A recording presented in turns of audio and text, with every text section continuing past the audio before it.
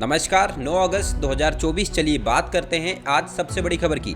संसद की कार्रवाई 12 अगस्त तक चलनी थी, लेकिन आज अचानक ही इसे अनिश्चितकाल के लिए स्थगित कर दिया गया। दावा किया जा रहा है कि विपक्ष ने बड़ा ऐलान कर दिया था, जिससे मोदी सरकार मुश्किल में दिखाई दे रही थी और इस मुश्किल से बचने के लिए सरकार ने समय से पहले संसद की कार्रवाई समाप्त कर दी। तो क्या थी विपक्ष की रणनीति, देखिए इस रिपोर्ट में। संसद की कार्रवाई 12 अगस्त की जगह 9 अगस्त को ही समाप्त कर दी गई। आनन फानन में सरकार की तरफ से सदन की कार्रवाई स्थगित किए जाने के कदम को लेकर बड़े सवाल खड़े हो गए। दावा किया जा रहा है कि विपक्ष की तरफ से राज्यसभा के सभापति जगदीप धनखड़ के खिलाफ महाभियोग प्रस्ताव लाया जा रहा है। विपक्ष ने इसका ऐलान भी कर दिया था और यहाँ प्रस्ताव शाम 4 बजे लाया जाना था, लेकिन इससे पहले ही राज्यसभा की कार्रवाई को अनिश्चितकाल के लिए स्थगित कर दिया गया। थोड़ी ही देर बाद लोकसभा की कार्रवाई भी स्थगित कर दी गई, जबकि पहले संकेत मिल रहे थे कि सरकार को कुछ बिल पेश करने हैं, इसलिए संसद की कार्रवाई को 1-2 दिन के लिए बढ़ाया जा सकता है। लेकिन विपक्ष की ताकत के आगे डरी सरकार ने अंतिम समय पर संसद को अनिश्चितकाल के लिए स्थगित करने का फैसला ले लिया। दरअसल विपक्ष की तरफ से बीजेपी सांसद घनश्याम तिवाड़ी से माफी की मांग की गई।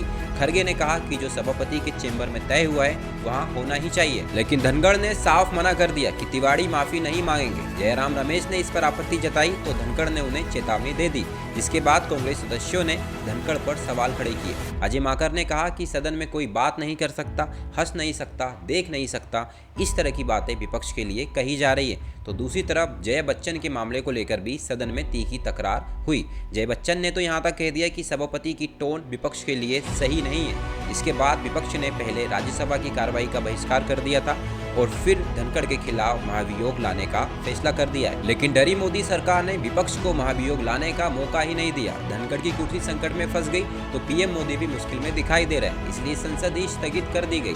वैसे मोदी सरकार मुश्किल में तो वक्फ संशोधन बिल को लेकर भी फंसी हुई है। बाद में सरकार बचाने के लिए इसको जेपीसी के हवाले करने का ऐलान भी कर दिया है और इस पर जेपीसी बना दी गई है। तो कौन कौन है जेपीसी में शामिल, देखिए इस रिपोर्ट में। केंद्र सरकार की तरफ से वक्फ संशोधन अधिनियम बिल 2024 के लिए जेपीसी के सदस्यों के नाम का ऐलान कर दिया गया है। केंद्रीय अल्पसंख्यक मामलों और संसदीय कार्य मंत्री किरण रिजिजू ने बताया कि जेपीसी में कुल 31 सदस्यों को शामिल किया गया है, जिसमें लोकसभा के 21 सदस्यों के अलावा राज्यसभा के 10 सदस्य भी शामिल होंगे। इसमें विपक्ष के असदुद्दीन ओवैसी, निशिकांत दुबे, तेजस्वी सूर्या, जगदम्बिका पाल, इमरान मसूद, गौरव गोगोई को जगह मिली है। इनके अलावा अपराजिता सारंगी, संजय जायसवाल, दिलीप सेकिया, अभिजीत गंगोपाध्याय, डीके अरुणा, मोहम्मद जावेद, मौलाना मोलिबुल्लाह, कल्याण बनर्जी, ए राजा कृष्ण देवराव, लू दिनेश्वर कामत, अरविंद सावंत, एम सुरेश, गोपीनाथ, नरेश, इसके अलावा गणपत मास के अरुण भारती की लिस्ट भी शामिल है। बता दें कि जेपीसी का कोरम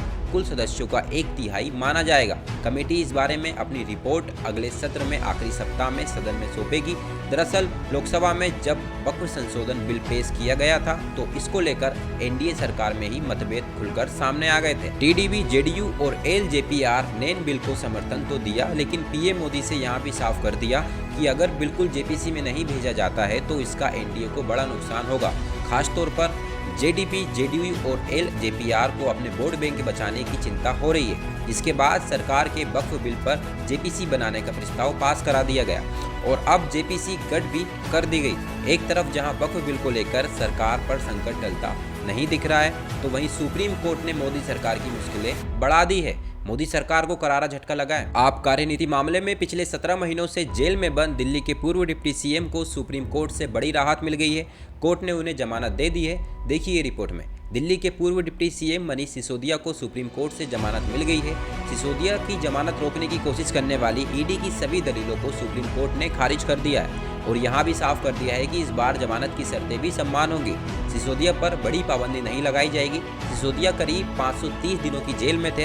कोर्ट ने सिसोदिया को ईडी और सीबीआई दोनों मामलों में कुछ लाख के मुचलकों पर जमानत दे दी है। अदालत ने सिसोदिया से अपना पासपोर्ट जमा करने को कहा था, साथ ही उन्हें पुलिस स्टेशन में रिपोर्ट करने के लिए भी कहा है। जमानत देते हुए कोर्ट ने ईडी की जांच प्रक्रिया पर सख्त टिप्पणी भी की। कोर्ट ने कहा कि मुकदमे के लंबे समय तक चलते सिसोदिया की शीघ्र सुनवाई के अधिकार का उल्लंघन किया गया है और तुरंत सुनवाई के अधिकार संविधान के अनुच्छेद 21 के तहत स्वतंत्रता का एक पहलू है। सिसोदिया को तुरंत सुनवाई के अधिकार से वंचित कर दिया गया।